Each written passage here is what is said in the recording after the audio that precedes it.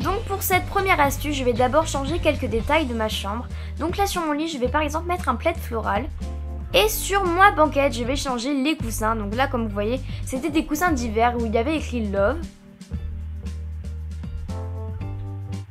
Et je vais les remplacer par des coussins un peu plus printaniers, un peu plus estivaux, avec des couleurs un peu plus vives. Et je trouve que ça fait tout de suite la différence.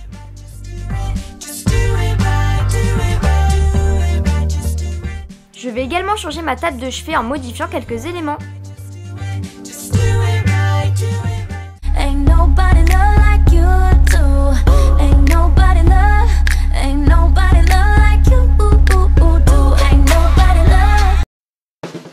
Pour ce premier DIY, vous aurez besoin d'imprimer des images sur internet, donc je les choisis auparavant. Et une fois qu'elles me plaisent, je les imprime. Je prends ensuite mon cadre et je vais en enlever le contenu.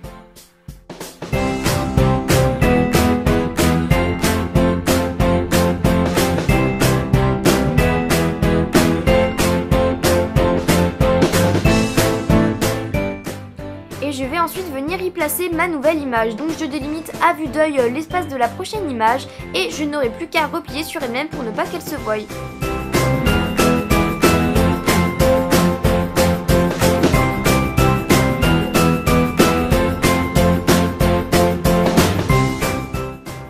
Je n'ai ensuite plus qu'à refermer mon cadre.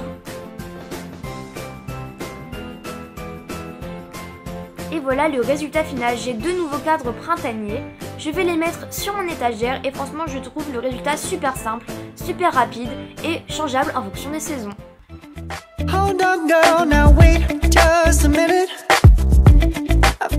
Pour ce second DIY, vous aurez besoin d'un meuble blanc et du vernis de votre choix. Je vais remplir une bassine d'eau tiède et je vais y verser quelques gouttes du vernis que j'aurai choisi.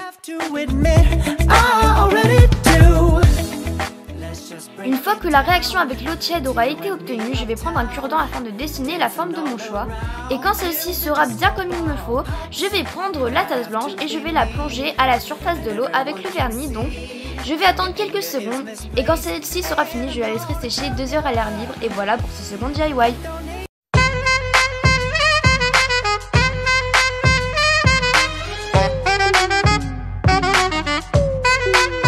Give it to me,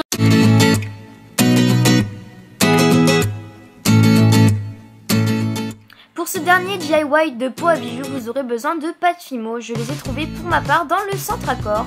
Et je vais tout d'abord faire des bandes de chaque pâte Fimo. Une fois que j'aurai toutes ces petites baguettes, je vais les prendre toutes ensemble et je vais les twister.